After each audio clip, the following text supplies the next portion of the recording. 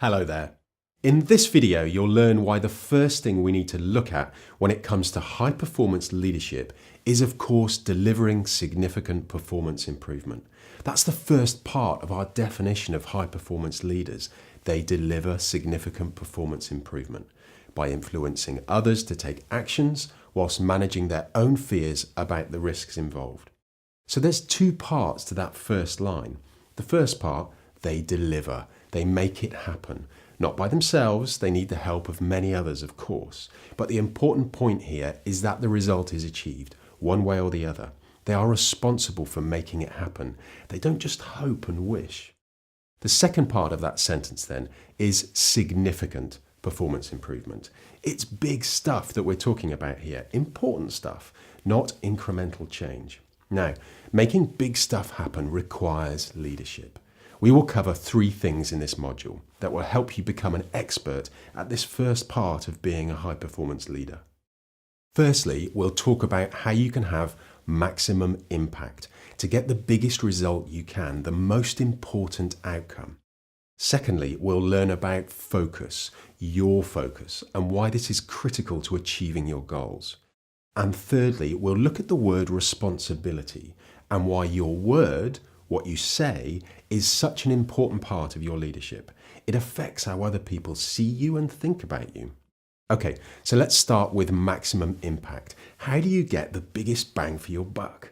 How do you decide on your goal? How do you choose what it is you want to achieve? Well, sometimes it will just be given to you by someone else, your manager perhaps. You can accept it or not. But ultimately, you choose what you spend your time and energy on. Now, here's the most useful tool that you can use to help you identify your goal, the significant improvement that you want to make happen.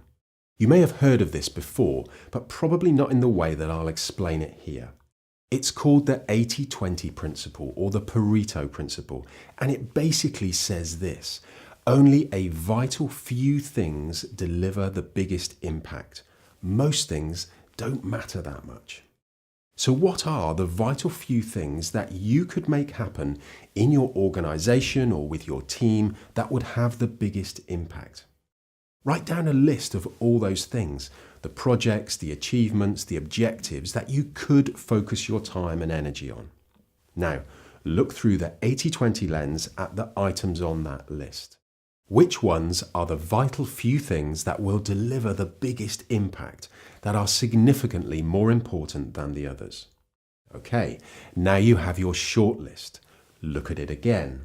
Which one thing on that shortlist is the most important in terms of results? Which one thing will have the biggest impact? Because there's always an 80-20 within the 80-20. There's always the vital few within the vital few. So now you've identified the one thing. Now, as you consider that one thing, it probably feels big, maybe complicated and risky. Good, it should do.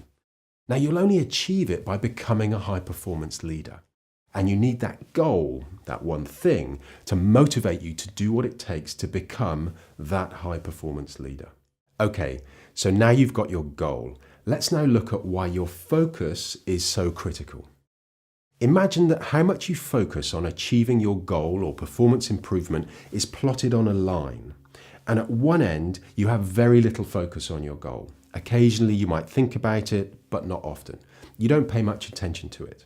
And at the other end of the line, it is the only thing you think about every day.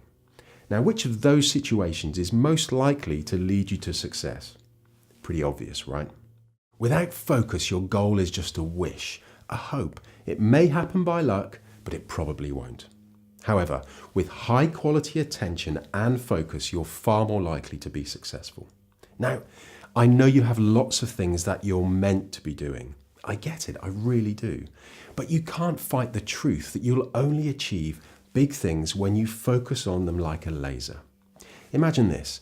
Every year you set yourself the goal of making something big happen. And every year you focus on it and make it happen.